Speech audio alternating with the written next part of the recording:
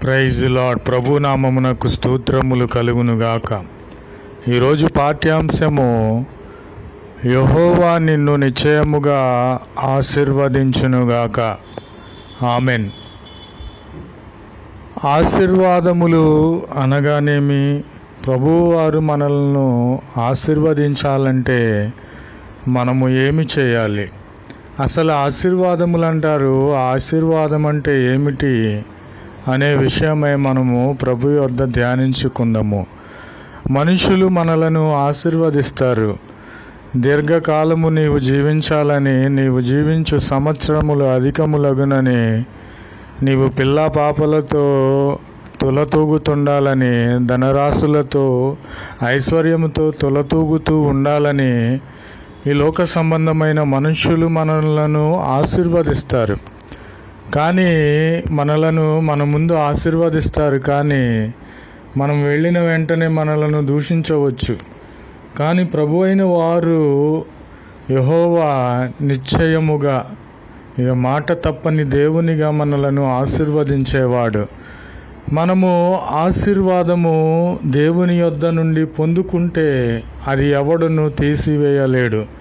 మనుషులైనను మాట తప్పుతారు, కానీ మనుషులు ఆశీర్వదిస్తే అది జరగదు. కానీ దేవుడు ఆశీర్వదిస్తే, ప్రభు అయిన క్రీస్తు వారు ఆశీర్వదిస్తే నిశ్చయముగా అది జరుగుతుందని ప్రభు అయిన క్రీస్తు వారు తెలియపరుచుచున్నారు. కాబట్టి దేవుని యొద్ద నుండి మనము ఆశీర్వాదములు పొందుకోవాలంటే మనము ఏమి చేయాలి? దేవుని ఆశీర్వాదములు పొందుకోవాలంటే మనము ఏమి చేయాలంటే మన అతిక్రమములను ఒప్పుకోవాలి.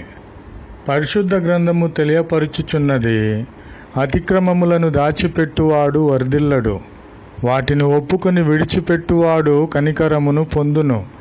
అతిక్రమములు అనగానేమి? అతిక్రమములు అనగా ప్రభు అయిన క్రీస్తు వారు ఏవైతే చేయొద్దని అన్నారో అవి మనము చేయకూడదు. వ్యభిచరించకూడదు, పాపము చేయకూడదు, దొంగిలించకూడదు, నీ పొరుగు వారిని దూషించకూడదు, నీ తల్లిని తండ్రిని సన్మానించాలి అనేవి మనము ఆలోచిస్తే ఇవి మంచి మాటలే కదా. నీ వెళ్ళి పాపము చేయి, వ్యభిచారము చేయి అని ప్రభు అయిన క్రీస్తు వారు చెప్పటం లేదు, మంచి మాటలే చెప్పుచున్నారు. కాబట్టి అతిక్రమములంటే ఇవే: పాపము, వ్యభిచారము, దొంగతనములు, అబద్ధములు, ఇవన్నీ అతిక్రమములు. కాబట్టి అతిక్రమములను మనము ఒప్పుకోవాలి. ఎవడైతే అతిక్రమములను ఒప్పుకుంటాడో ప్రభు యొక్క కనికరమును పొందుకుంటారు. కాబట్టి మన అతిక్రమములను మనకు తెలియపరిచే దేవుడు, మనకు గుర్తులేని వాటిని కూడా తెలియపరిచి ఒప్పింపచేసే దేవుడు కనుక ప్రభు అయిన క్రీస్తు నామములో మిమ్ములను బ్రతిమాలుకొనుచున్నాను.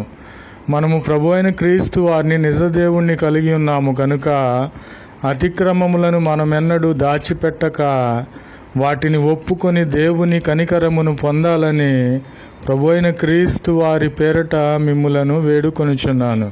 కాబట్టి మనము మన పొరుగు వారిని ప్రేమించాలి.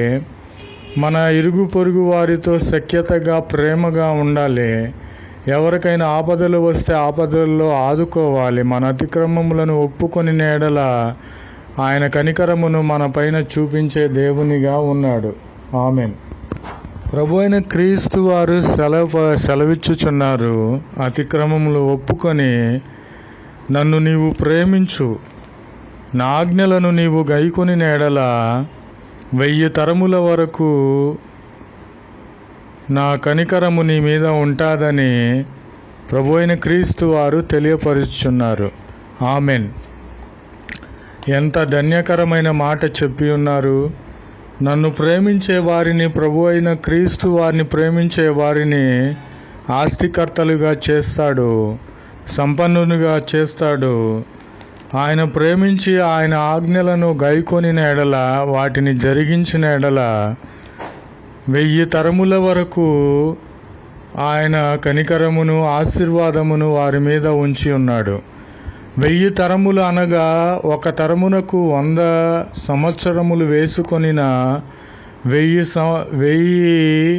వందల సంవత్సరముల వరకు ఆయన కరుణ ఎవరైతే దేవుని ప్రేమించి ఆయన ఆజ్ఞలను గైకొంటారో వారి మీద ఉంటుందని ప్రభువైన క్రీస్తు వారు తెలియపరుచున్నారు. కాబట్టి మనమందరము కూడా ప్రభువైన క్రీస్తు వారిని ప్రేమించాలి. కొందరు అనుకుంటారు, నాకు ప్రభువుని అడుగుతారు, నాకు అవి కావాలి ఇవి కావాలి అని లోక సంబంధముగా. అవి కాదు నీవు అడగవలసింది, అది కాదు మనము అడగవలసింది. దేవుని మీద మనము ప్రేమను చూపించినట్లయితే, ఆయన ఆజ్ఞలను గైకొనినట్లయితే మనను సంపన్నులుగా ఐశ్వర్యవంతులుగా చేసే దేవుడు, ఉన్నత స్థలములపైకి ఎక్కించే దేవుడు. ప్రభునామమునకు స్తోత్రములు కలుగునుగాక. మనము వెళ్ళని స్థలములకు తీసుకువెళ్ళి మనలను తలగా ఉంచే దేవుడు, మనలను ఆశీర్వదించే దేవుడు. ప్రభునామమునకు స్తోత్రములు కలుగునుగాక. Amen, amen, amen.